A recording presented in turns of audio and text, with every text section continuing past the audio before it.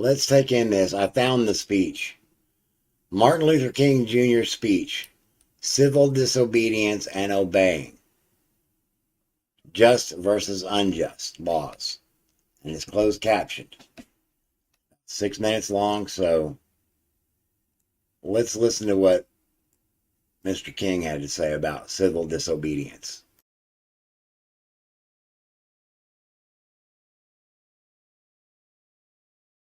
Our guest today on Meet the Press is Dr. Martin Luther King Jr., who is in San Francisco. On our panel of reporters in Washington, D.C., you have just met Lawrence Spivak. Our other reporters today are Tom Wickert of the New York Times, James J. Kilpatrick of the Richmond News Leader, and John Chancellor of NBC News. We'll continue the questions now with Mr. Wickert. Dr. King, you said a moment ago that Alabama was a state that gives respectability to the resistance and defiance of the law. And you listed an observance of the law by local agencies in the South as one of the cardinal aims that you were seeking. Yet on March the 9th, you led the second march on Montgomery in violation of a federal injunction not to march. You said that order was unjust, and John Lewis, one of your colleagues, said that the Negroes had a constitutional right to march, injunction or no injunction. Now, was that in keeping with the spirit of nonviolence and the restraint that has always characterized your movement, and could you explain your reasoning in defying the court order that day? Well, let me say two things to that, Mr. Wicker. First, I did not consider myself defying a court order that particular day. I consulted with my attorneys before the march, and they stated that they felt that it was an invalid order, and that it would not be, that I would not be in contempt of court, violating the court order if I led the march to the point of having a moral confrontation with the state troopers at the point where the people were brutalized on Sunday. So I still don't consider that breaking a court order or breaking what I consider an unjust law. On the other hand, I must be honest enough to say that I do feel that there are two types of laws. One is a just law and one is an unjust law. I think we all have moral obligations to obey just laws. On the other hand, I think we have moral obligations to disobey unjust laws, because non-cooperation with evil is as much a moral obligation as is cooperation with good. I think the distinction here is that when one breaks a law that conscience tells him is unjust, he must do it openly, he must do it cheerfully, he must do it lovingly, he must do it civilly, not uncivilly, and he must do it with a willingness to accept the penalty. And any man who breaks a law that conscience tells him is unjust and willingly accepts the penalty by staying in jail in order to arouse the conscience of the community on the injustice of the law is at that moment expressing the very highest respect for law. Well, I can sympathize with a good deal of that, but it seems to me you get into a very difficult point here at which one man's conscience is set, in fact, above the conscience of society, which has invoked the law. How are we to enforce law when a doctrine is preached that one man's conscience may tell him that the law is unjust when other men's conscience don't tell them that? And I think you enforce it, and I think you deal with it by not allowing anarchy to develop. I do not believe in defying the law, as many of the segregationists do. I do not believe in evading the law, as many of the segregationists do. The fact is that most of the segregationists and racists that I see are not willing to suffer enough for their beliefs in segregation, and they are not willing to go to jail. I think the chief norm for guiding the situation is the willingness to accept the penalty. And I don't think any society can call an individual irresponsible who breaks a law and willingly accepts the penalty if conscience tells him that that law is unjust. And I think that this is a long tradition in our society. It's a long tradition in biblical history. Meshach and Abednego broke an unjust law, and they did it because they had to be true to a higher moral law. The early Christians practiced civil disobedience in a superb manner. Academic freedom would not be a reality today if it had not been for Socrates, and if it had not been for Socrates' willingness to practice civil disobedience.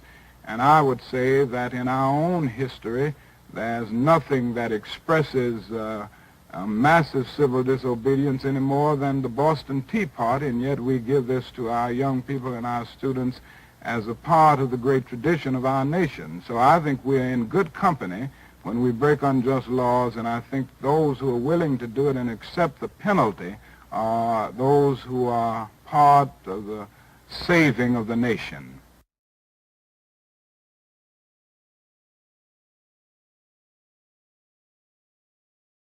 Sorry about the dead air there for a moment, but yeah, those are great words. I mean, right up there with stand your ground. Do not fire unless fired upon. But if they mean to have war, let it start here. And I'm glad that he invoked the Boston Tea Party in that expression of his thoughts. Because if he hadn't, I would have. So, yeah. The two-tiered system is beyond irritating. Tease into my next segment, my next big segment. The stories that I've been teasing all night or so far. This is another big win for us. This is another very big win for us. Hang on a second. Let me, there we go. This article actually dropped yesterday. I found it last night when I was working on this other project.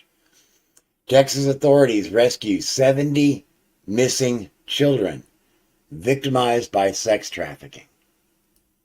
And you're going to see why this plays in. This is a victory, but it's also indicative of a problem that we are already somewhat aware of. Make you deeper aware of it. Hang on. I apparently need to make some adjustments.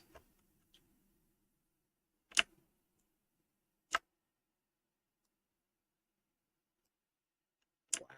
I had that way off. I don't know how I got it that far off, but yeah. Trying to keep ads and stuff off of there. Make it fit.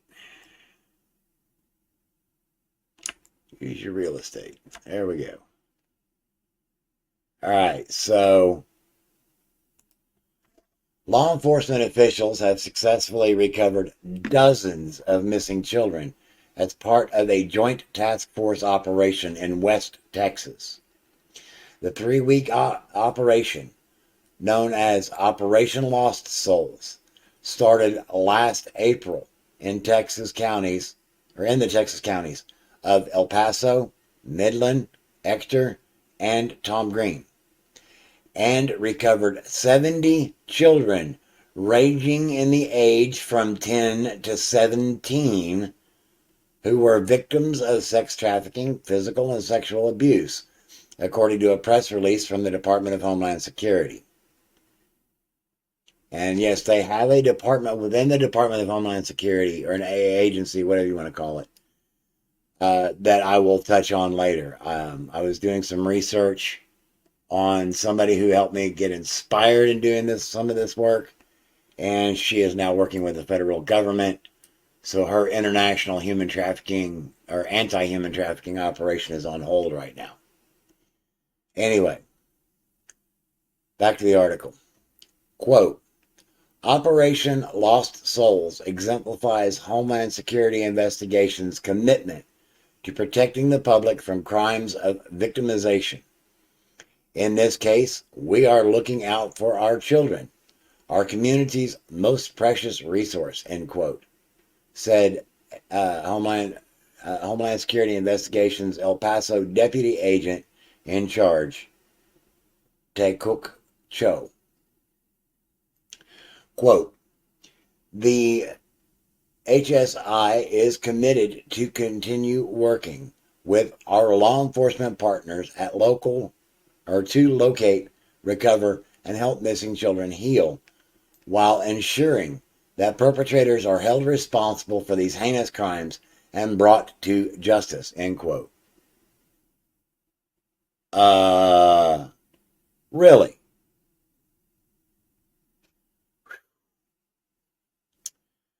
I mean, this is a good story, but there's a lot of optics going on here. The operation was conducted by several law enforcement agencies, including Texas Highway Patrol, El Paso Police Department, and U.S. Marshals, and the FBI. Oh, yeah. Okay. Quote, at the Department of Public Safety, teamwork is one of our core values, end quote, said DPS Major Matthew Mull. Quote, we are grateful for all our law enforcement partners who participated in this operation and who work around the clock every day to protect our communities, including our youth, end quote. Well, it sounds to me like you're doing better work than some cops are doing, allegedly. HSI added that several agencies have provided counseling to the children. Okay. Just exactly what does that mean? Does that mean you're giving them talk therapy to get over their trauma? Or are you giving them medication to mask their issues? Just questions I want to ask. No, I not want to ask. I've already asked them. Because I know how they like to work. I mean, hell, they do it to vets too. That's why there's that saying, dysfunctional vet, heavily medicated for your safety. Speaking from personal experience. Anyway, moving on, back to the article. Authorities say that the children who were located outside of West Texas were found in Dallas, Texas, Colorado, and Ciudad Juarez, Mexico. Federal law enforcement teams have successfully rescued missing children in operations across the country over the last few years, including January 2021, when the FBI announced it located 33 children in the Los Angeles area. U.S. Marshals in Ohio rescued 45 missing children and 109 additional human trafficking survivors during Operation Autumn Hope in October 2020. But we know there's a whole lot more missing kids than that. That's the end of that article. Now, we will be revisiting this whole concept of human trafficking, as well as the other shenanigans that I've been alluding to. But for now, let's go ahead and do some of this. We speak what we believe. Yes, integrity is very important. Very important. That said, I am well aware that the material that is being presented in this segment might be touchy for some people. Not sorry. This is history and is directly related to what we are dealing with at this very point in time.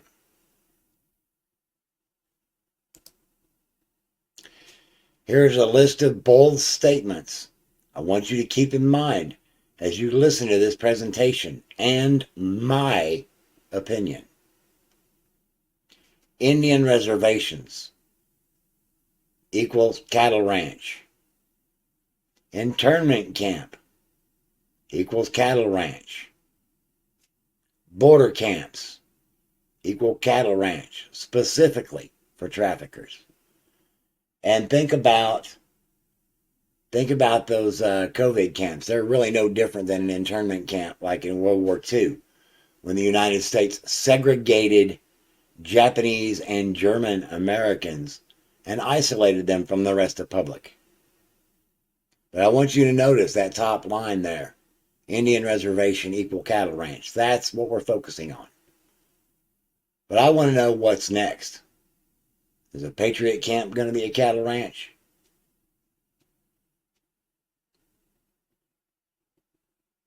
Now, I don't know if you recognize that map in the background, but I will introduce you to it.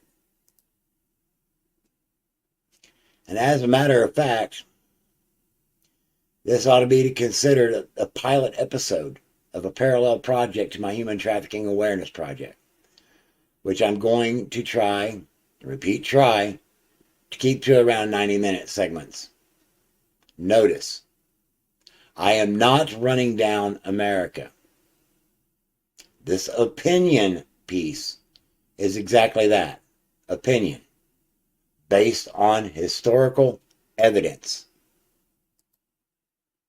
I hope you brought a drink and a snack. I advise that you buckle your seatbelt because this ride is bumpy. Missing and murdered indigenous women. Now, this is an advocacy group that gained a lot of voice during the Trump administration. They are against human trafficking. They are against domestic violence. They are against abuses of human beings in general, but specifically, the indigenous women of the Northeast United States Northwest United States and Southwest Canada. And even Canada knows it's a problem. In fact, it is such a problem that Trump signed an executive order to tackle the crisis of missing and murdered indigenous women. Because the statistics are ridiculous. They are. And this is not something that is new. The human trafficking situation is so bad that there is an Attorney General Alliance. And that's the page that we're on right now. Let me see if I can adjust this so that we can see all of it. And there's a reason why you need to be able to, hang on. Yeah, there we go. There's a reason that we need to know about this organization. I teased an individual a while ago that runs an international anti-human trafficking alliance. Her name is Dottie Laster. She's basically the American equivalent of the British hero, Tommy Robinson. I think that's the right name. These people do fantastic work. But this human trafficking is directly linked to what we're getting to. On the overview here, human trafficking has been part of the U.S. since its inception through the use of slavery as forced labor. Now, as a $150 billion criminal enterprise, its effects have grown to include sex trafficking, drug trafficking, forced labor, and the like. Actually, there's 25 categories, and we'll get to that in another episode on my human trafficking awareness. I have that set up. It will probably be sometime this next week. Thank you, Black Labrador, for confirming that. Anyway, as I was pointing out earlier, the optics. Okay, this agalliance.org, this is an initiative. Now, yeah, words are great. Words are great. Actions are what matter. It's like Information pointed out a while ago. the words of Martin Luther King. It's the content of your character. That is why I ride members of Congress so damn hard. Yeah, Ted Cruz can write a pretty letter, and he can speak fancy words. I want people that can actually make shit happen. I'm looking for freedom for all. Anyway, back to this little statement. Sadly, this is a global operation which touches on every city and state and crosses international borders. Border camps in the United States because of an open southern border, for example. Back to the statement. Human trafficking violates the foundational principles of the United States, which was formed to protect individual freedoms, rights, and liberties. Today, there is no greater threat to basic human rights than the crime of trafficking persons. Our Attorney General offices are committed to combating the widespread issue of human trafficking in their states. Hold up, back up. Today, there is no greater threat to basic human rights than the crime of trafficking persons. Frankly, I'm gonna give you my raw opinion. Bullshit. I think right now, probably the greatest threat to basic human rights is the right to defend yourself. Yes, trafficking is a major crime. The lack of ability to defend yourself. I mean, if I remember right, correct me if I'm wrong, Black Labrador, but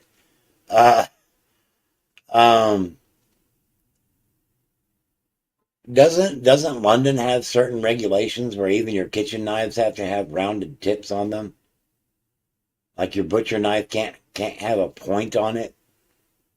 I mean, they're regulating shit that tight. Please correct me if I'm wrong.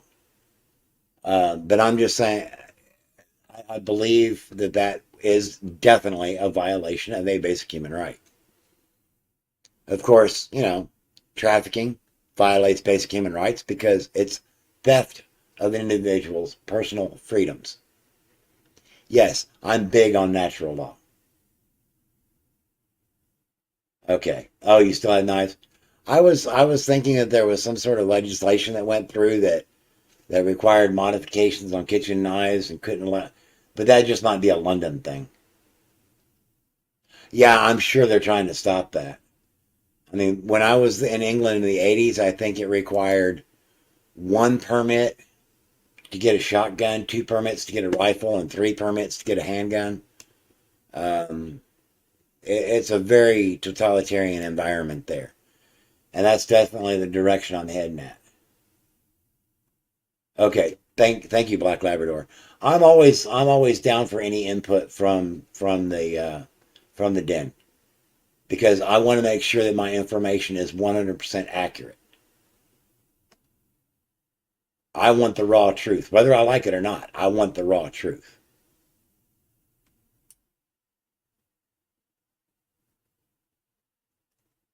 Oh, I know Cambridgeshire quite well. Um, just the tip. Yeah, I was stationed at RAF Weathersfield and lived in off-base housing in Haverhill, south of Cambridge. In fact, I got my first tattoo in. Oh shit! Now, hang on. Oh, I'll have to think about it in a minute. But I got my first tattoo when I was in England. It was my Christmas present to myself in 1986. A Confederate flag a Confederate battle flag of all things.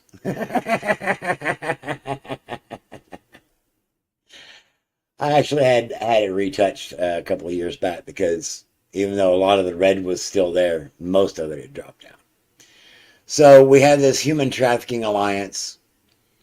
This page is U.S. Attorney's Southern District of Texas programs. But see, I want you to see who's in this Human Trafficking Alliance.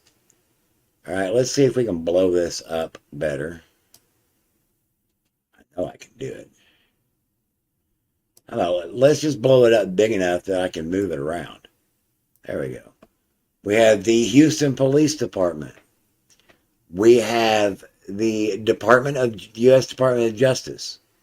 We have the U.S. Department of Homeland Security. I don't know who this organization is. United Against Human Trafficking. I don't know who they are. Here, let me biggerize that even more. We've got Treasury Department. We have the District Attorney. Let's see if I can make that even bigger where we can read it better. We have the District Attorney of... I can't make that out.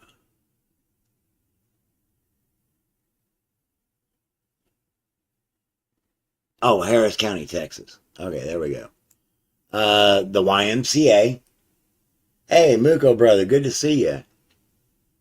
The YMCA, which has an allegedly sketchy past.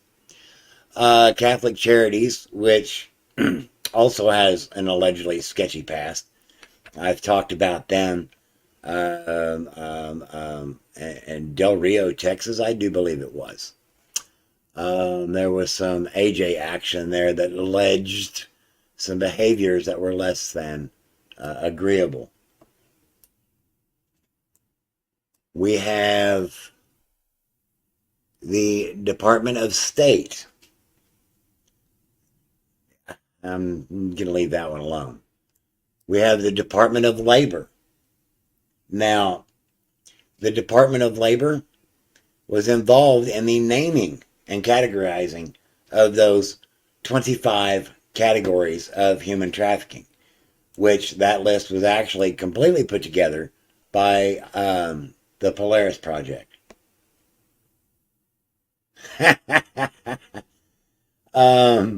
Yeah, D-Live absolutely nuked my channel. I can't imagine why.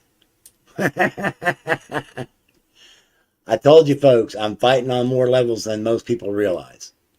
Let's see. We've also got a few police organizations. We've got the U.S. Coast Guard. We got the Department of Justice. Attorney General of Texas. Yeah. So those are the organizations that are officially part of this alliance. This AGL, or this, Human Trafficking Alliance. Now that you see who's involved, maybe I'm off base. Maybe there is no sketch going on here. There's Rogue Dog Squadron, sister. I'm the commander of the Shadow Band Squadron. I've been put on restriction more than once on Facebook. I haven't gotten a ban there yet. Absolutely got my D-Live channel nuked. I'm actually surprised I still have a Facebook account. Because, for one, I'm in constant battles over there on a political engagement network. Yeah, do what you got to do. Taking care of business. Moving on. Because, I want to get through this. Now let's start getting into some history. Let's just mention a few things here, okay? We've got the Oneida Nation. They supported the American rebels in the American Revolution. Now, it's very important that I dial the calendar back that damn far. Yeah. Hang on.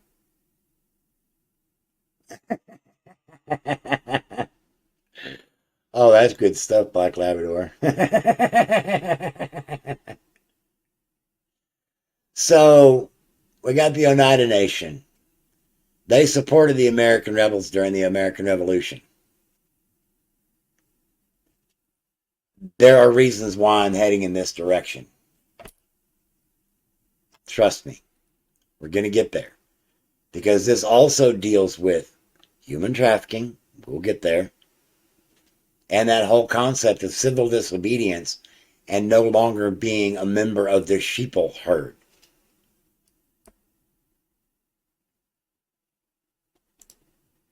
We're upset and agitated about what has happened to the world over the last couple of years.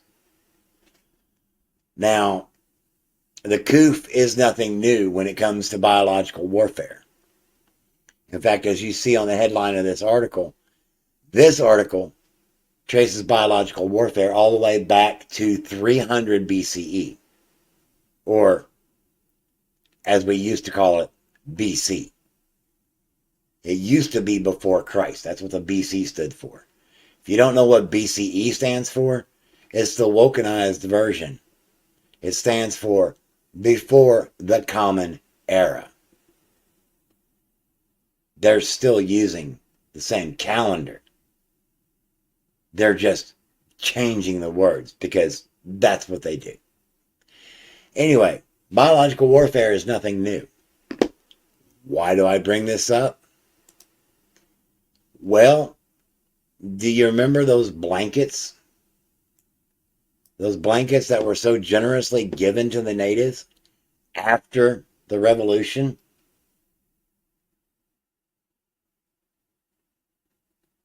Okay, do we remember this? Now, parallel that to what we're going through.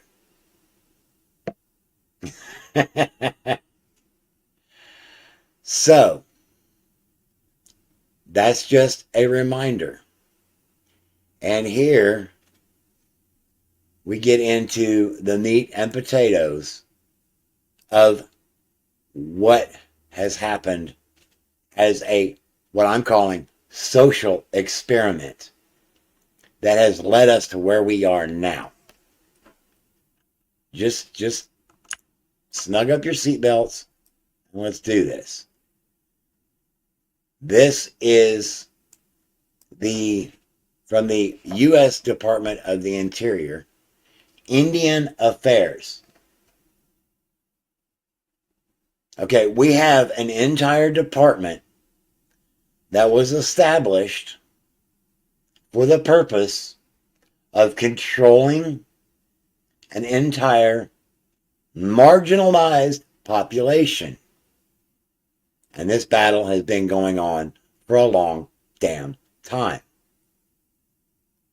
Let's go for this. What is a federal Indian reservation? Okay, that right there is the first clue that something is wrong with this whole damn picture. Okay? What's next? Patriot camps? Okay, so how does the Department of Interior define a federal Indian reservation? Well, let's find out.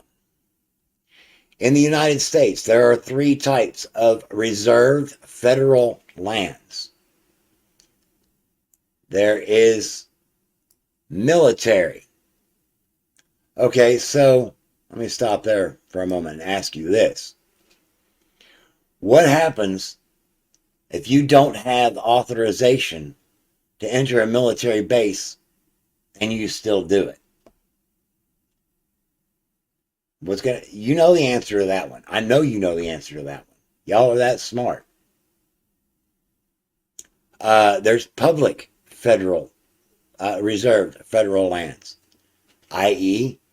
federal parks. Yellowstone. Yeah, you get arrested, for sure. They are calling federal parks, they classify federal parks as reserved federal lands. Okay, well, if, according to the Constitution, the power flows from the people to the federal government, aren't those reserved federal lands, like public reserved federal lands, actually available for public access? You would think. But because of my limited experience as a prospector, I haven't tried doing it on federal land. But I know gold prospectors who have and have been confronted by federal agents.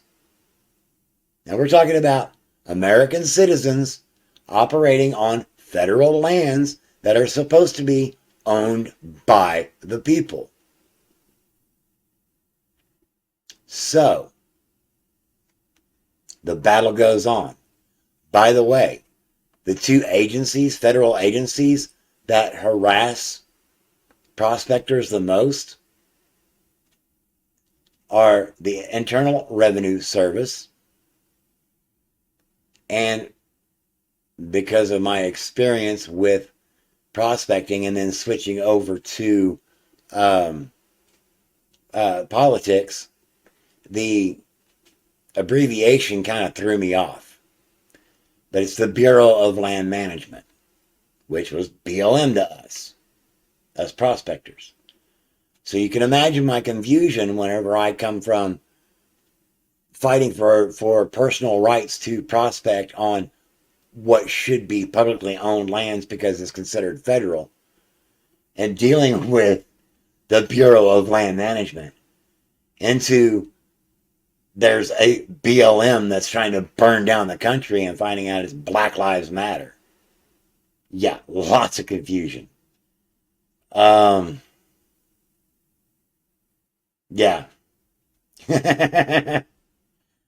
So, oh yeah, and the third reserved federal lands is Indian reservations. So, let's look at how it is that Indian reservations are federal land, and why I say that reservations are nothing more than cattle ranches. This actually comes from the Office of the Historian at history.state.gov. This is federal information. Indian treaties and the Removal Act of 1830. Here's the meat and potatoes that I'm building this whole argument on. Please pay close attention. There will be a quiz at the end. The United States government used treaties as one more means to displace Indians from their tribal lands, a mechanism that was strengthened by the Removal Act of 1830. In cases where this failed, the government sometimes violated both treaties and Supreme Court rulings to facilitate the spread of European Americans westward across the continent. Rather than figuring out a way to cooperate, they separated, segregated, and isolated an entire culture. And I'm going to prove to you that they abused these groups to the point of submission. Carrying on. Who facilitated this? Andrew Jackson. As the 19th century began, land-hungry Americans poured into the backcountry of the coastal South and began moving toward and into what would later become the states of Alabama and Mississippi. Now, I want to point out a very key ingredient.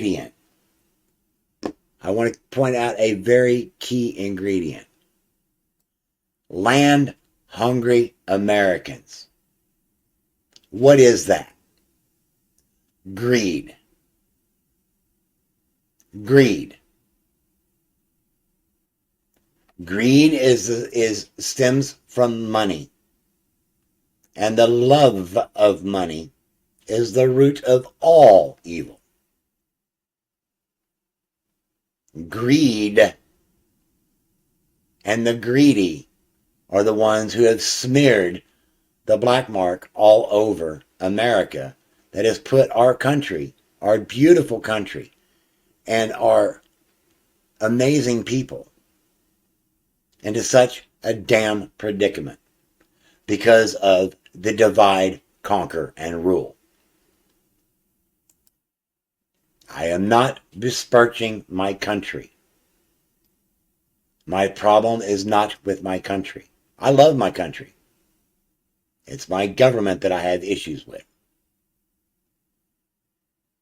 So consider that this happened in 1830.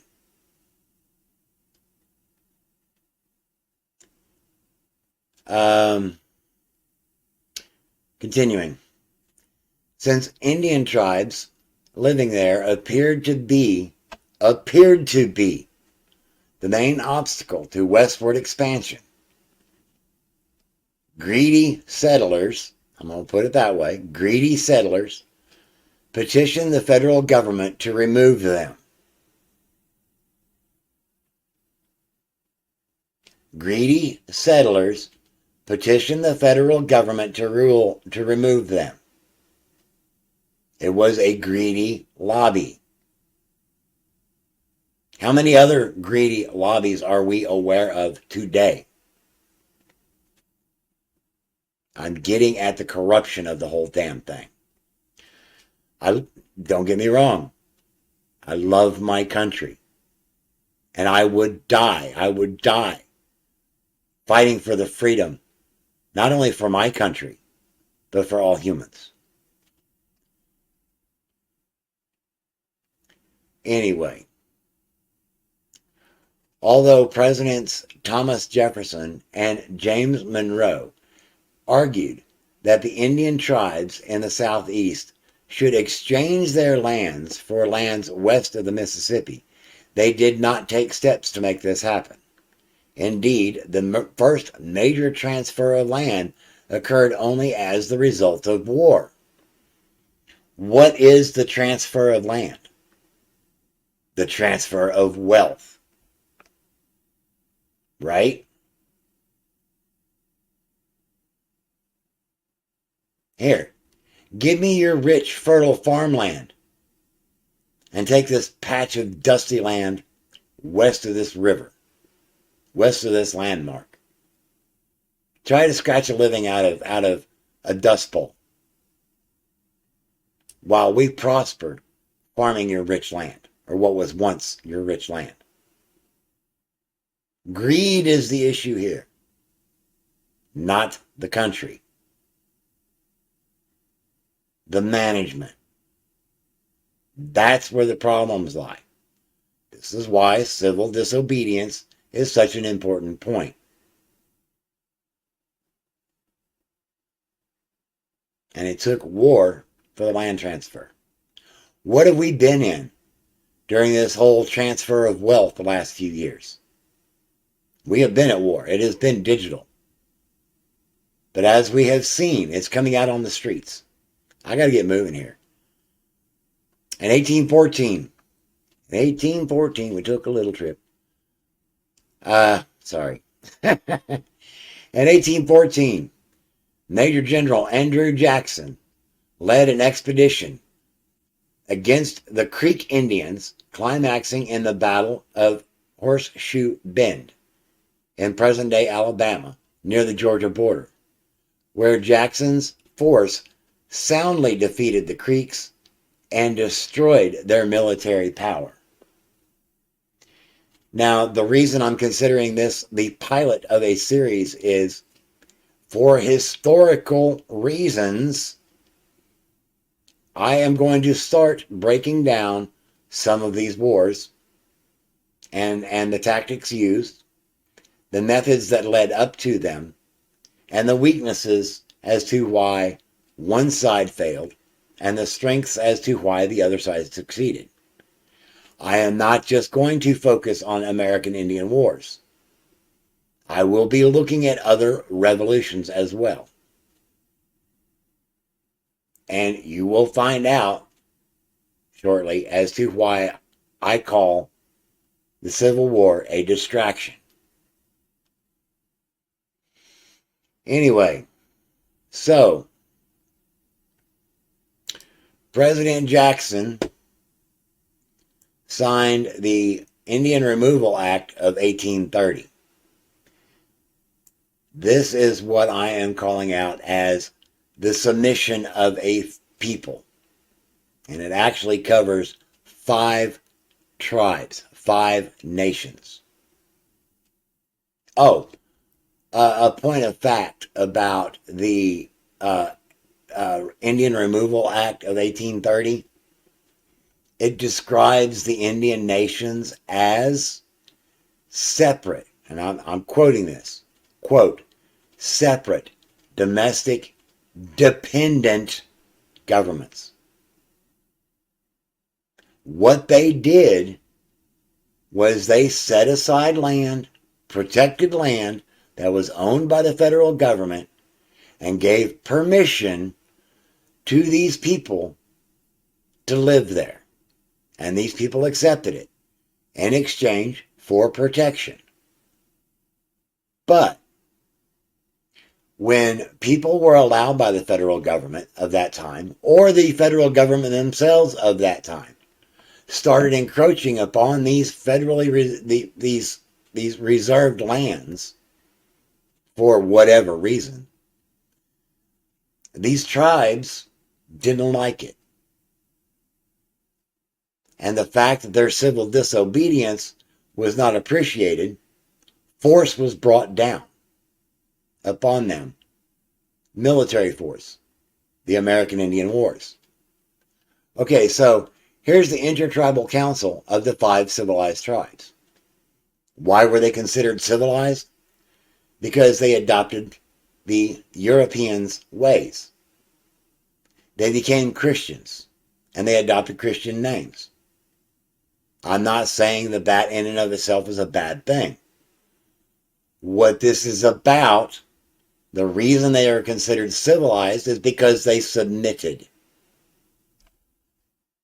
I will not comply. Natural law is a thing. So who do we have here? We've got the seal of the Cherokee Nation. And if you'll notice, it looks a lot like a federal seal. And if I enlarge that even more, you can see the handiwork of Sequoyota, the man who created the written language for the Cherokee Nation. I don't remember if it was before or after he learned English, but and became Christianized. But anyway, there's the Cherokee language represented on the shield. We also have the Chickasaw. Now, the Cherokee, they were settled on the eastern side of Oklahoma, kind of central eastern. The Chickasaw, southeastern. We're going to get to an article after a while about natives getting excited, or the term then was uppity. These uppity natives have to be controlled. So what are we going to do? We're going to make them submit. We have the Choctaw, which are also in southeast Oklahoma. The Muskogee, which are in east central Oklahoma. And the Seminole. Now you'll remember the song Seminole Wind. The Seminole were from Florida and they were relocated to Oklahoma. Imagine being removed from lush, green, watery lands with all kinds of wildlife to hunt and feed your people with, and being stuck in a desolate land that is incompatible with actual survival, genuine life. This is what I am calling a trial run of the Great Reset. You will own nothing and you will be happy. We own the land that you live on. and you're going to buy the house from us. But you're never really going to own it. Now, this started in 1830. Moving on. This is the map that I used in the background. What is this map? This map is the Trail of Tears. What is the Trail of Tears? It was a cattle drive. That's why I say that reservations are cattle ranches. The U.S. military, the U.S. Army, was utilized to drive the people of these 5 nations from... Sorry, I hit that page and it goes weird.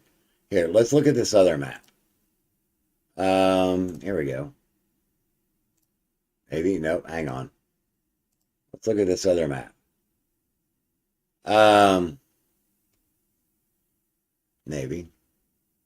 If it'll sit still, each of those 5 nations, each of those 5 tribes was driven from their homelands in the eastern United States, west of the Mississippi to Oklahoma, each on its own path, driven by the U.S. military, no different than the Bataan Death March. And here is exactly why. When the Cherokee started on their journey, there was 15,000 of them. When they reached their destination, there was only 11,000 of them. 4,000 Cherokee died on that cattle drive.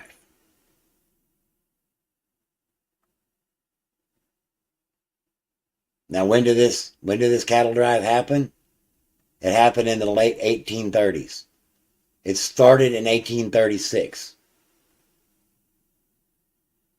Ramped up in 1838.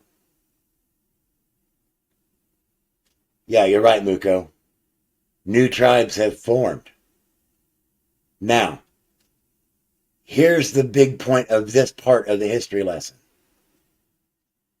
The uppity Indians, and I'm just going to put it out there like that, the uppity Indians were creating a problem. As I read, they were seen as an obstacle for expansion. So, they divided them up. They separated them. They corralled them and hid them away. Villainized them. I can think of a group of a little over 800, what is it, 850 or so individuals who have been separated from society and hidden away, not allowed to speak their mind, corralled on federal land. Definite parallels. Definite parallels. In fact, here, let's take a look at this delicious piece of evidence that is very pertinent to this continuing segment. Human medical experiments in the United States, the shocking true history of modern medicine and psychiatry, 1833 to 1965. I don't care if that's rude. I'm going to speak my opinion. It's kind of like George Carlin said to that preacher that didn't like what he was hearing on the radio. There's 2 knobs on the radio. One of them turns it off and the other one changes the station. If you don't like what I have to say, you can walk away and not listen. You can plug your ears. Or check, whatever. I'm going to use the language of the day. Yeah, it's very interesting how it started in the 1830s. I'm glad you brought that up, Muko. Because if you remember, I know I've run that movie, The House of Rothschild, at least once, maybe twice. Oh, hold up. Hold that thought on Coca-Cola. Hold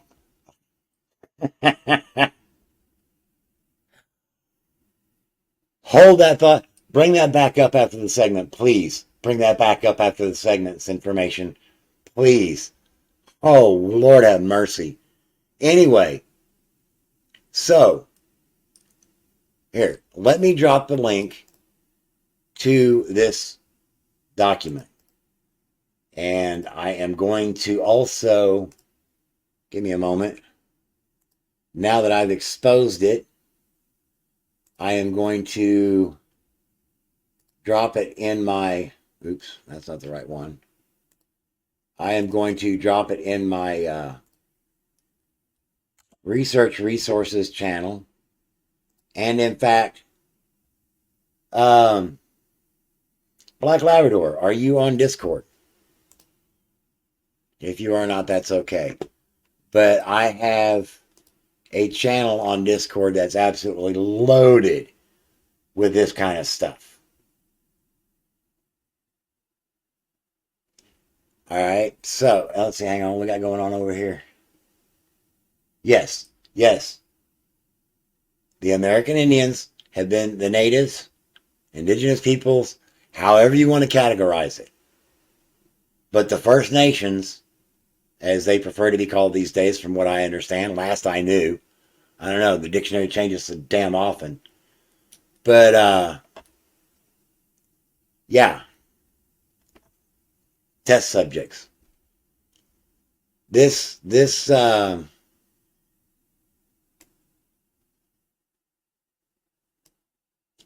introduction by the Health Ranger. The United States claims to be the world leader in medicine, but there's a dark side to Western medicine that few want to acknowledge.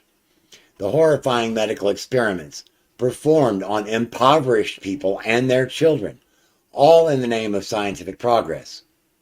Many of these medical experiments were conducted on people without their knowledge, and most were conducted as a part of an effort to seek profits from newly approved drugs or medical technologies.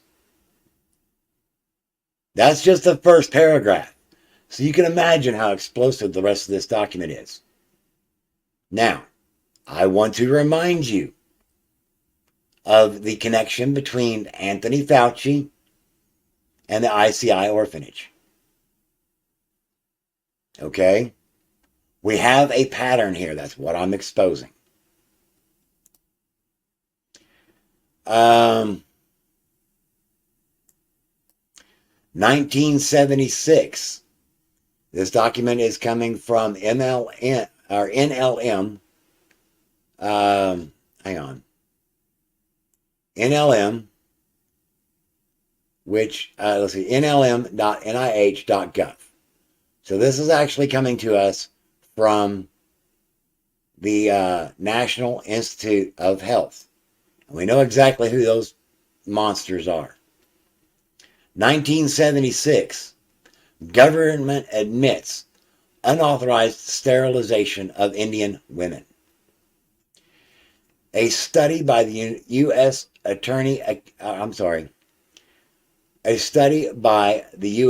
General Accounting Office finds that 4 of the 12 Indian Health Service regions sterilized 3,406 American Indian women without their permission between 1973 and 1976.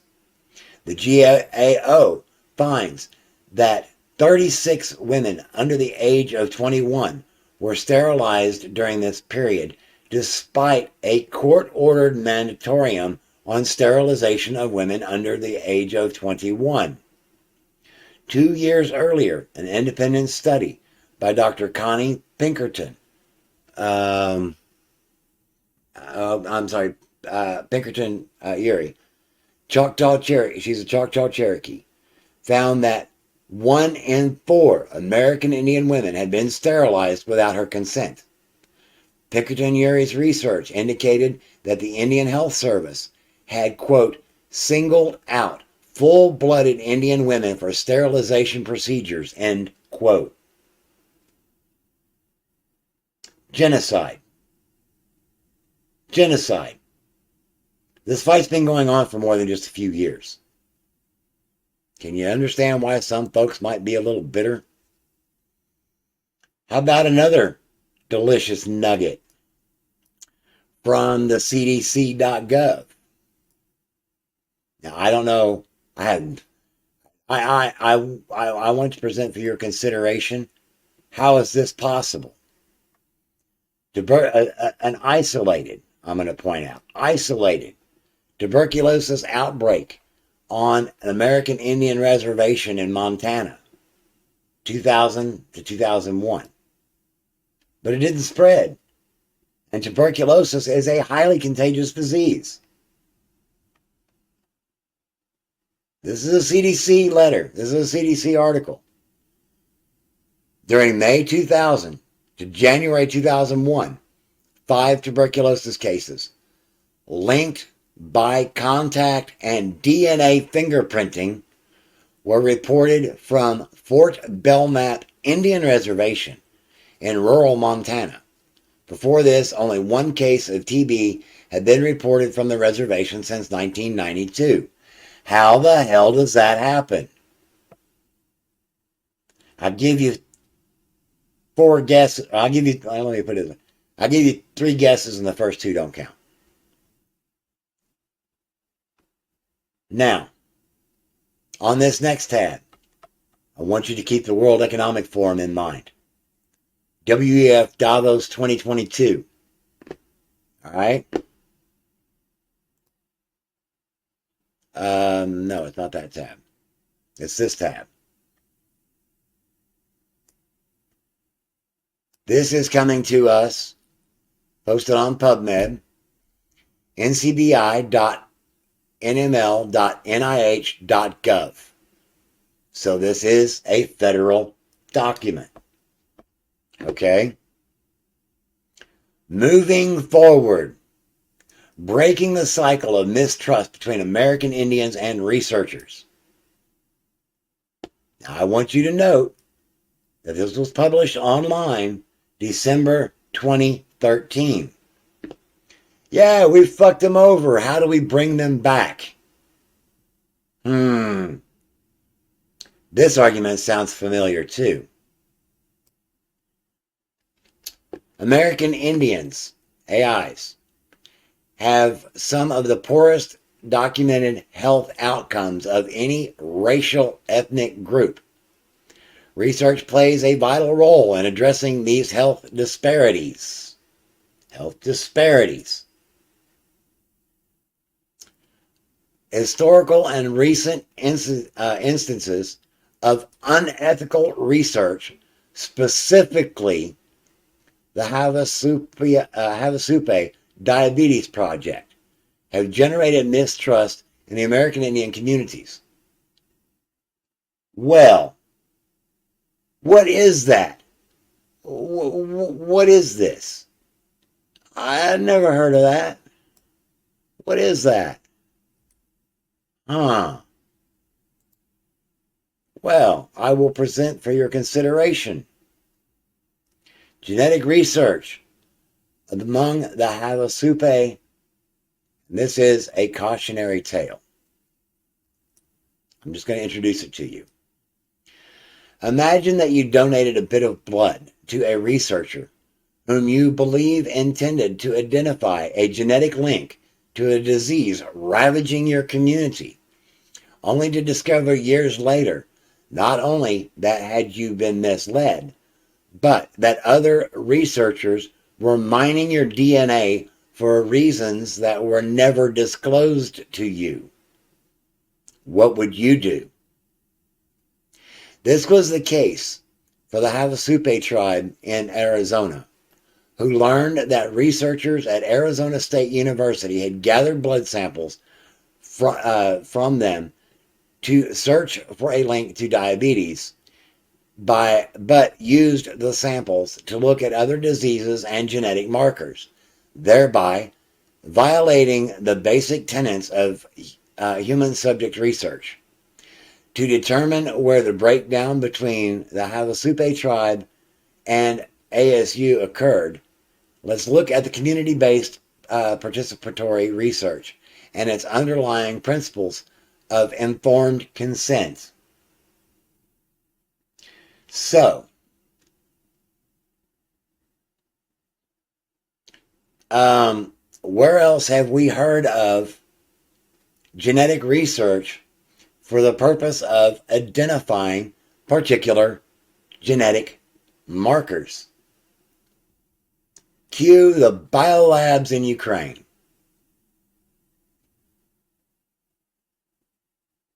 Yeah, I said that out loud. The Hunter Biden funded, kickback creating, CDC, NIH, CIA operated, DOD funded with US taxpayer dollars to create biological agents for the purpose of attacking specific genetic lines. Now, why in the hell would anybody want to do that? Cue the infamous guidestones. Item number 1, population control. Global population to be maintained at 500 million. We're somewhere at or near 8 billion people. That means that roughly 15/16, let me do the math here. Yeah, that means roughly 15/16 of the population. Is that right? Yeah. 15/16 of the no, hang on. Yeah, 15/16 of the population would have to be eliminated. So yeah, genocide labs. That's a more appropriate term. Yeah, DNA targeted. These are allegations we've heard elsewhere. Moving right along because I want to get through this.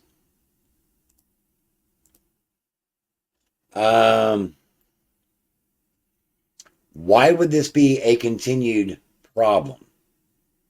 I mean, you would think that native population leadership would want to take some sort of action to end this, I'm going to call it what it is, slavery. The tribes are identified by the federal government as separate, domestic, dependent governments. Yeah, you can do whatever you want as long as it's what I say. So, the Indian Family Protection Act signed into law. What is this happened March 4th, 2022. And the elders of the tribe in New Mexico were absolutely ecstatic that they were going to get more American taxpayer money to fund projects to protect child welfare, and protect against domestic violence. The Indian Family Protection Act uplifts tribal sovereignty. I'm going to remind you that you are recognized as not a sovereignty. You are not sovereign. I'm sorry. I wish you were. I want that for you. I want you to reclaim your sovereignty. But right now, unfortunately, you are an independent, a separate domestic dependent government. because of the treaties, because of paperwork, and tribal self-determination. Yeah, as long as it's what daddy government says you can do within their permissions, which is bullshit that your people are enslaved like that.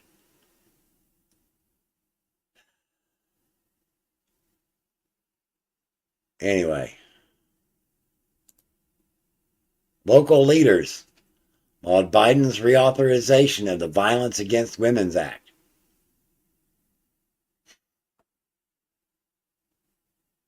Daddy government, take care of us. We need your protections. There's people that's means this to us. Yeah, it's the government that's being mean to you.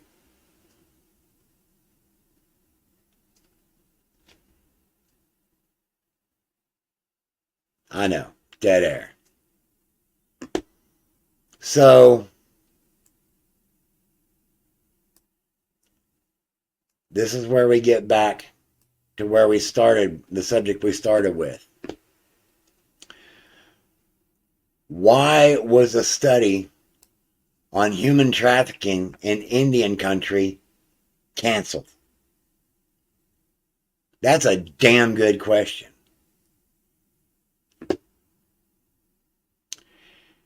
In late 2017, someone online offered 25-year-old Yahan a maid service job in a town 6 hours from her home outside Gallup, New Mexico. She was skeptical. She'd have to leave her 2 children behind temporarily, but needed the income. So she and her sister Marissa, both Navajo Native citizens, drove to a town near the New Mexico-Texas border. Both sisters' names have been changed to protect their identities.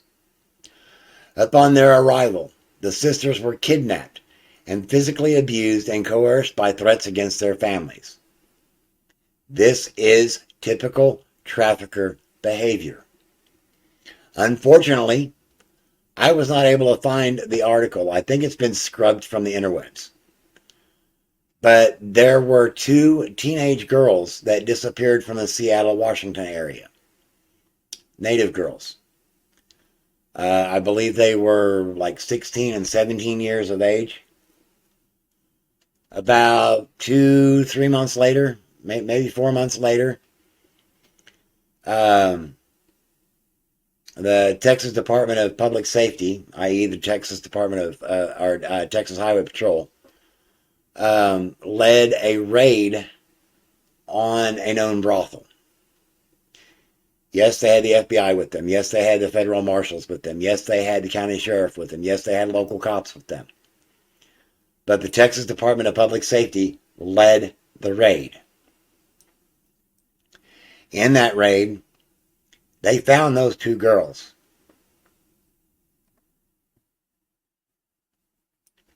This is where it gets rough. There's this article. Now, the previous article was dated in January of 2019, where they were talking about the 2 sisters in New Mexico that disappeared, the Navajo girls. This comes to us from The Guardian. This is another story out of New Mexico. Quote, "Nobody saw me," end quote. Why are so many Native American women and girls trafficked? Nearly a quarter of New Mexico's trafficking victims are Native American, and women and girls are the least protected as the state struggles to address the problem.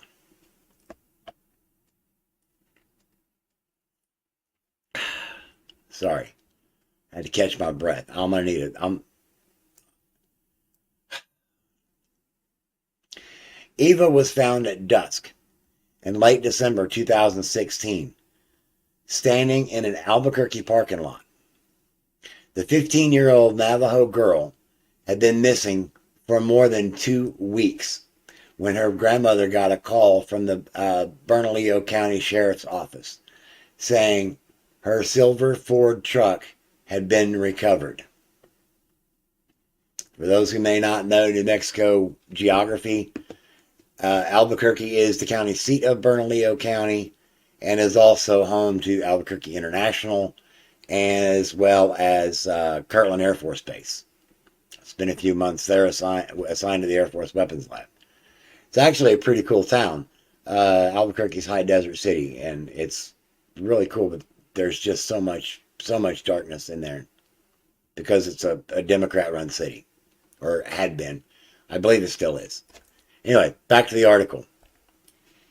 Quote, "I don't care about the truck. What about my granddaughter?" End quote, Heidi demanded. She drove 3 hours from her house outside Gallup and arrived a few minutes after 1 a.m. to see Eva emerge from the juvenile holding area, quiet and hunched. Her cheeks and neck looked skeletal. She kept her answers short and rolled her eyes. A familiar pattern was unfolding. Back in the car, Heidi locked the doors. "Give me my phone," Eva said. Eva was among the thousands of human trafficking victims targeted and exploited in the United States every year, of whom only 10% are ever identified. In New Mexico, a mere 160 cases have been opened since 2016, but while Native Americans make up about 11% of the state's population, they account for nearly a quarter of the trafficking victims, according to data compiled from service organizations. A 16-month investigation by Searchlight New Mexico has found that when it comes to human trafficking, indigenous women and girls are the least recognized and the least protected population in a state that struggles to address the problem. In an almost total lack of protocols, mandated training and coordination among law enforcement systems and medical institutions has ensnared victims in ongoing cycles of exploitation. That includes Eva, who, by her own recounting, as well as notes from medical personnel, caseworkers, and therapists, was systemically lured, coerced, threatened, and traded for sex, for money, drugs, and favors over a 2-year period. Her name, along with those of her family members, had been changed for reasons of safety and privacy. Eva showed many of the warning signs of someone who had been trafficked. She was anxious, depressed, mute, and had little sense of time. She was frequently reported missing, appeared malnourished, and occasionally bruised. But despite multiple brushes with law enforcement agencies and healthcare institutions, she was not once questioned or screened for human trafficking. Quote, "Nobody saw me," end quote, she says. Quote, "Not until the very end."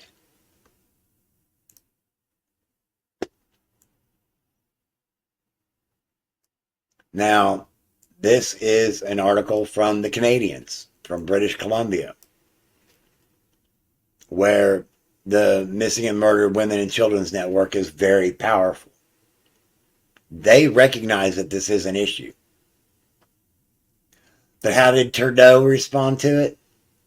Or should I call him Justin Castro? How did he respond to it?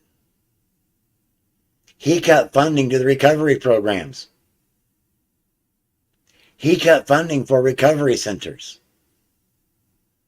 He cut funding for therapy. He cut funding for the organizations that were enabled to go out and provide rescue resources for individuals that were trapped or are trapped in this environment. This struggle is very damn real. You want to talk about a marginalized culture? You want to talk about a marginalized society? Here you go. I'm not saying they deserve special treatment.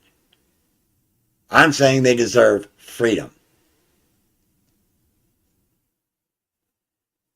This is why I say reservations are cattle ranches. They're utilized for purposes of trafficking. They're utilized for purposes of medical experimentation. In fact, this next bit, I warn you,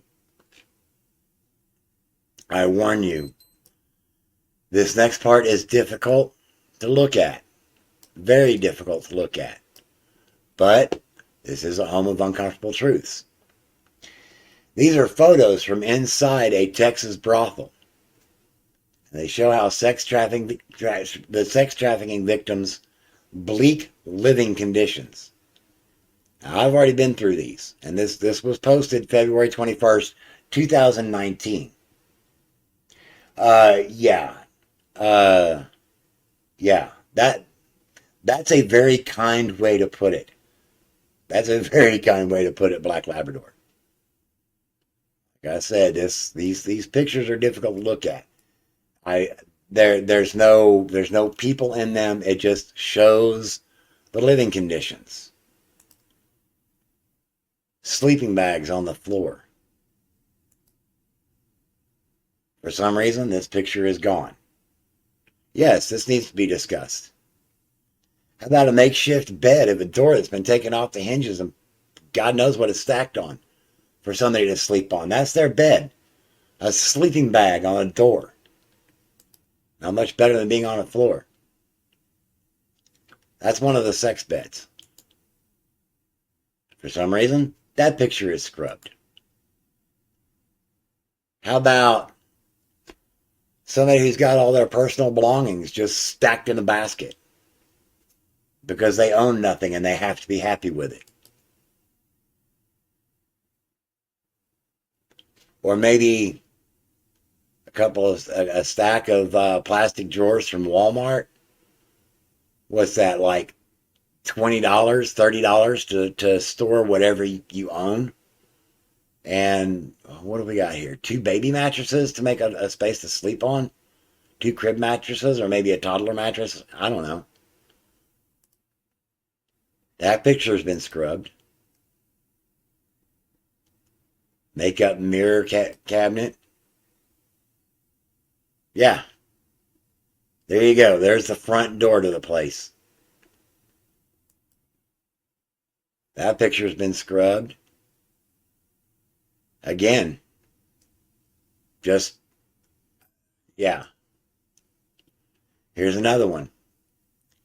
And as I'm looking at these photographs, I'm pretty certain that the individuals that worked this case to get it to the point that it got to full fruition is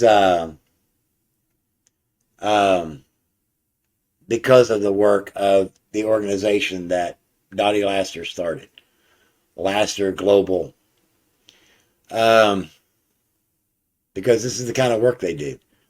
And they will spend 7 or 8 years photographing and surveilling these places if they have to. They will go through local legislation before it gets up to federal level. They try everything within their power to provide what they need to get solid convictions. And yeah, Muko, I've got a couple of those. They are crap. Another scrubbed picture. Okay, that's all of those. So let's look at some more civil disobedience stuff. Now, last night, my brother-in-arms covered an article about some natives standing up saying they don't want abortion tents on their lands. Even though technically it's federal reservation, it's still their space. And the federal government has talked about putting abortion clinics on federal space, federal lands. Their uprising is nothing new.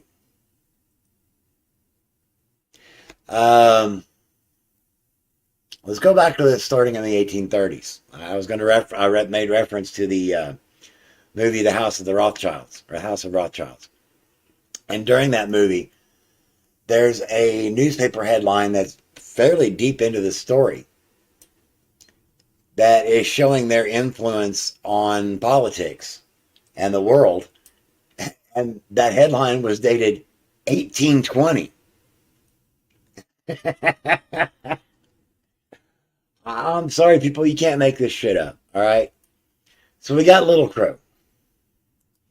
We got this crazy Indian, this uppity Indian, Little Crow. Quote, "We have waited a long time. The money is ours, but we cannot get it." Referencing the reparation funds from the federal government that were promised by a treaty.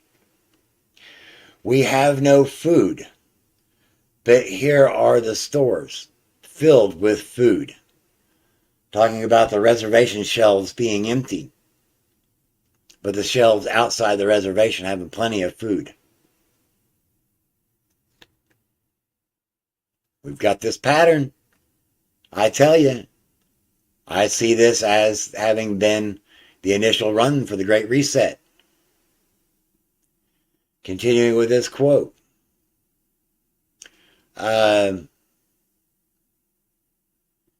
"We ask that you, the agent, make some arrangement by which we get food from the stores, or else we may take our own way to keep ourselves from starving. When men are hungry, they help themselves." End quote. Little Crow, 1862.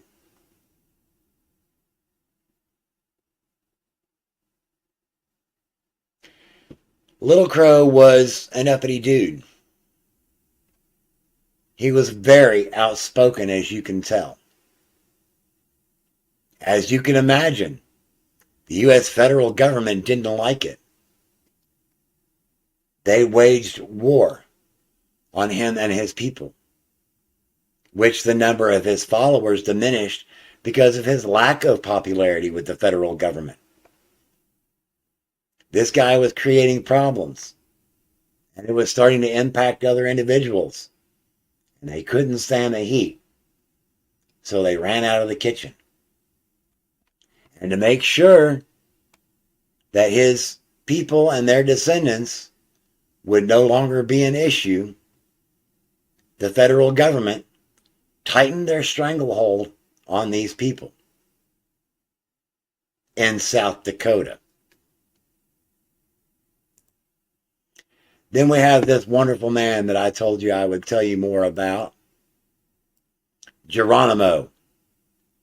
Now, this man, oh man, what a freedom lover. And I totally get where he's coming from. This is why I like him so much. And the federal government didn't. Fending off both the U.S. and the Mexican armies on the American frontier. Geronimo led the Binoke band of the Apache Native Americans before being captured and turned into a sideshow. Quote, "Although I am old, I like to work and help my people as much as I am able." End quote. Geronimo, the legendary Apache warrior, wrote these words after 75 years of doing just that, helping his people. Now, these words are going to sound racist, and I'm reading them from the article. They are not mine, although I am liable to interject my own thoughts. But Geronimo himself hated the Mexicans because they massacred his family and was constantly hunted by Americans who wanted him dead because he wouldn't stay on the reservation. But set on both sides, the warrior and medicine man led the Apaches through a brutal transition from free-roaming southwestern tribespeople to prisoners of war. Threatened by a takeover from one of the world's leading powers, Geronimo helped stave off a complete surrender for years until he couldn't anymore. This is the story of one man's life that turned into a fight for freedom and dignity. We will come back to his story at some point in the future during this series. This is what I am talking about when I say I'm going Geronimo. So, I got more evidence of quote-unquote uppity Indians. A history of Native Americans standing up to the U.S. government. And this is in photos. And this brings up a treaty violation. But we're going to get to that. A history of Native Americans standing up to the U.S. government in photos. First off, Sioux Tribe member John Trudell overlooks the San Francisco Bay during an occupation of Alcatraz Island, which lasted 19 months in the early 1970s. Let me make that a little larger so you can read it better along with me. In recent weeks, the ongoing protests against against construction of the Dakota Access Pipeline have finally begun drawing national attention when indigenous activists started congregating last spring. They were making a statement about Sioux tribal authority over their native land in the Dakotas. Since then, they have been joined by thousands of allies from across the country, effectively creating the largest intertribal gathering in over 100 years. September saw heightened tensions when construction workers attempted to bulldoze a stretch of sacred land in Standing Rock and clashed with armed security and police have increased through October. Protesters don't seem anywhere close to backing down. This Alcatraz thing, I think we will get to that later. In fact, yeah, I'm sure we will. So there's that outrage. If nothing more, the hashtag No Dapple movement is a reminder of the rampant mistreatment suffered by Native Americans since the nation's inception. In almost every iteration of westward expansion, indigenous peoples have been swindled, betrayed, and beaten back by the forces of quote-unquote settlement, driven by greed. The spirit of tribal rebellion, however, remains fully intact. Standing Rock makes that clear, as do many instances where Native Americans have expressed sovereignty through forced occupation and armed insurgency. So, yeah, like I said earlier, my issue is not with my country. My issue is not with my fellow patriots. I love my country. I love freedom. I can no longer stand by and abide by basically endorsing mistreatments by not calling them out. That's why this has gone on so long. That phrase, uppity Indian, or the phrase, uppity Negro, those were forms of villainization. We can't control them, so we got to govern them harder. So what happens when you step up? You get shot down. But if the cause is right, it's right. Also known as the Lava Bed War, 150 members of the Northern California's Modoc tribe resisted the U.S. Army for months from strategic positions near Tule Lake.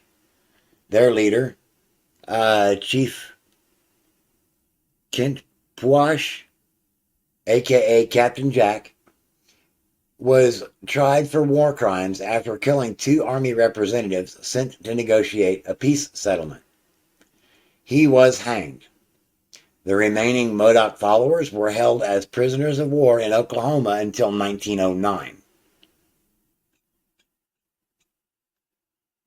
The Modoc Wars were from 1872 to 1873. And they were held as political prisoners until 1909. What is that? 22 years for telling the government to screw off? I hope our J6 folk aren't in that long. I'm just saying. Here's the occupation of Alcatraz, 1969 to 1971. This is a treaty violation. No, I'm not trying to simp for the natives. I'm just saying these behaviors seem to be trying to be translated to a much larger scale. American Indian Movement leader and spokesman John Trudell during the 1969 Alcatraz Island occupation in San Francisco. 89 American Indians occupied San Francisco's Alcatraz Island for 19 months until they were forcibly removed by government forces. The Indians of all tribes, IOAT, claimed rights to the former prison island under the 1868 Treaty of Fort Laramie, which returned all unused, abandoned, or retired government land to its original native inhabitants. No, that did not end well. Chicago, 1971. Native Americans set up a community of occupation near Wrigley Field, home of the Chicago Cubs. In June 1970, about 30 American Indians took part in the demonstration, calling attention to inferior housing for indigenous people in Chicago. About the Nike Missile Facility in 1971. Following the occupation of Alcatraz, a smaller faction of activists briefly took control of a former Nike Missile Facility outside Richmond, California. The site had been abandoned and fallen into disrepair. The IOAT members claimed ownership on the same grounds as during their previous occupation in San Francisco. How did that go? Milwaukee, 1971. 25 members of the American Indian Movement. I got to interject a thought there. Because one of the largest, one of the loudest spokespeople that I'm aware of from the American Indian Movement is Leonard Peltier, who has been in jail for decades. I think going on 5. I think he's been in jail for like 47 years because of an incident where federal agents, two FBI agents, went to a farm, I guess you could call it a farm, on an Indian reservation. If I remember right, it was in South Dakota. And anyway, the federal agents showed up with an arrest warrant that was sworn out on an alleged eyewitness who gave a very vague description of the vehicle, but the vague description of the vehicle was close enough to what these feds knew was this person of interest vehicle. And when the FBI showed up, the pickup that was leaving had several people in it and was not going to submit to these federal agents. Gunfire broke out. People died on both sides. Leonard Peltier, being a Maui son of a gun and a target of the federal government, notice how I'm saying that, federal government, because he wanted freedom for his people, he caught the conviction of 2 murder charges. Now, the first federal agent that died, the kill shot, was the first shot that he received, according to the autopsy. And it was from a rifle at range. So the shot that killed the first federal agent wasn't even right there. He was a sniper. But Leonard Peltier caught the charges. And when he was arrested, he was not even in possession of a firearm. The witnesses said he never had a firearm. But because of the fact that he was, what we call today, a domestic extremist, they threw him in a cage and forgot about him.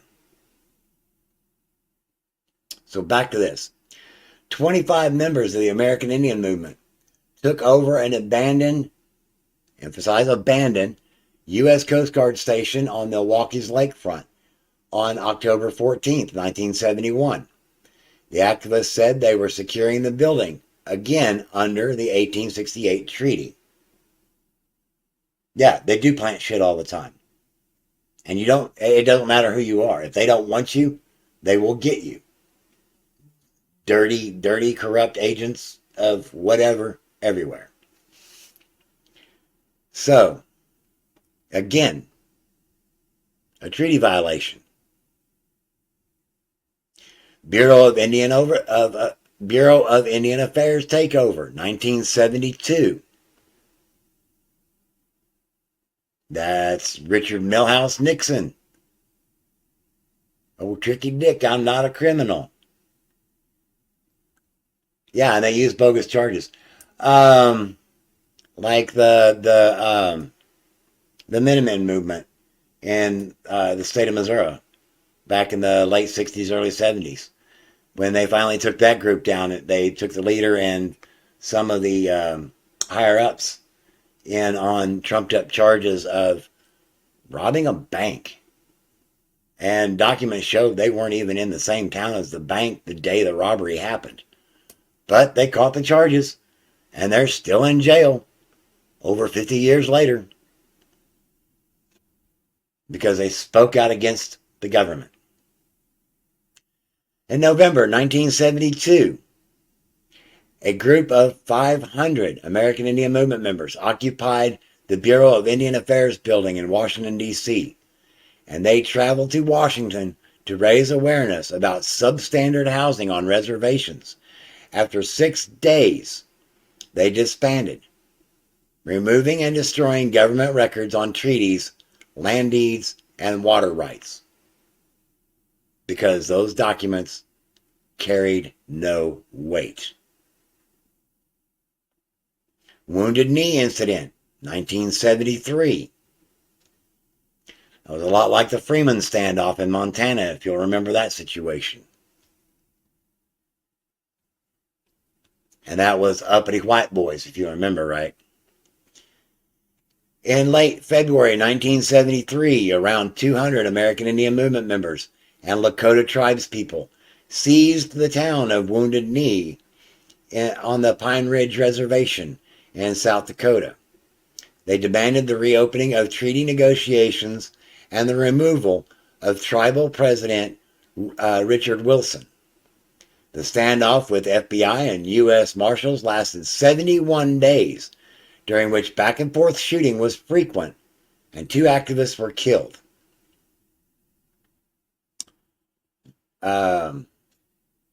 Waco, Ruby Ridge.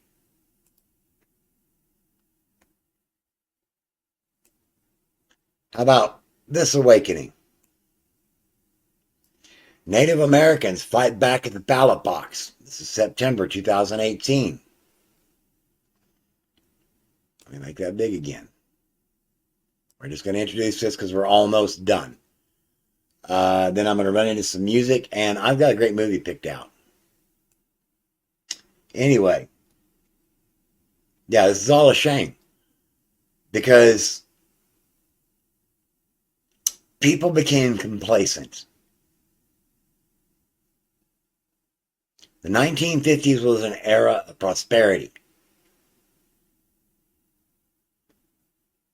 The general public got fat and sassy and lazy. Good times create weak men. Weak men create hard times. Hard times create good men.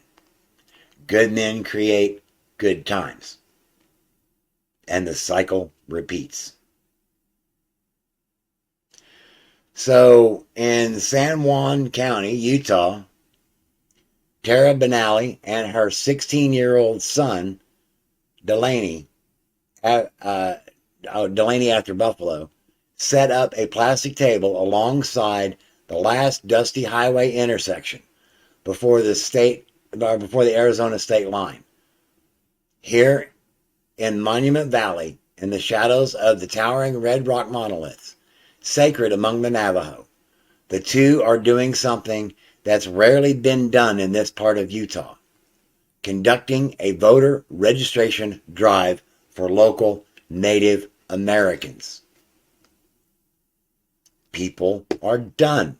Yeah, that's 2018. Imagine what they're like now. I got Muko over here feeding me some stuff. Of course, on 1868, the Two Nations Treaty, the U.S. broke. Yeah.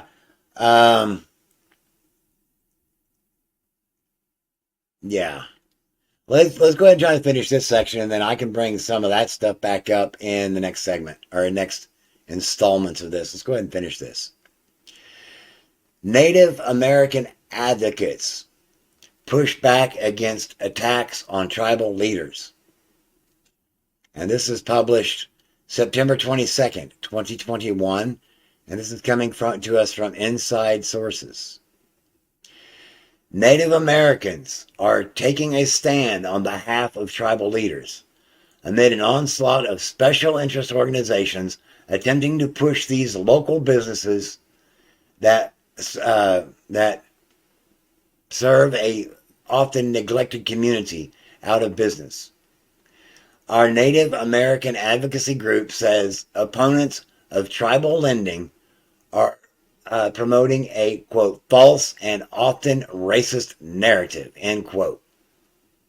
For years, the Native Consumer Law Center, a self-declared watchdog organization with no legal authority, has been waging a public relations war on tribal leaders, accusing them of being engaged in unethical payday lending and demanding they operate under non-tribal rules.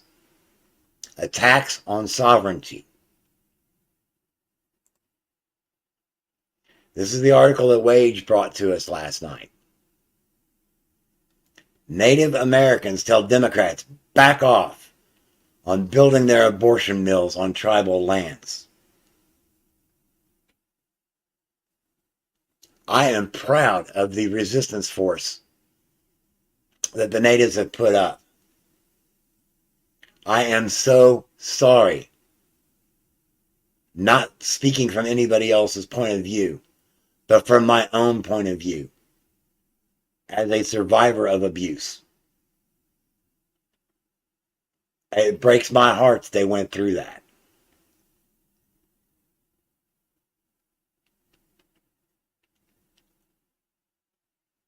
It also breaks my heart that the rest of America has not been fighting as hard for their freedoms.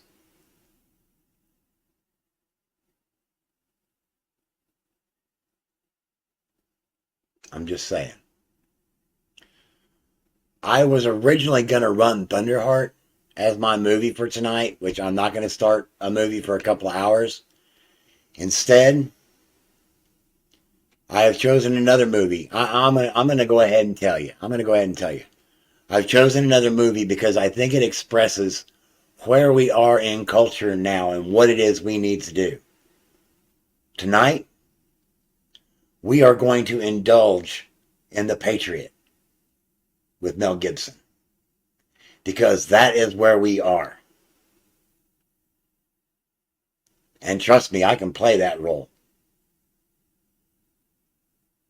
Pocket fisherman in one hand and long-handled Chinese sharp in the other. I know you know what I mean. So, let's close that out and get to some music.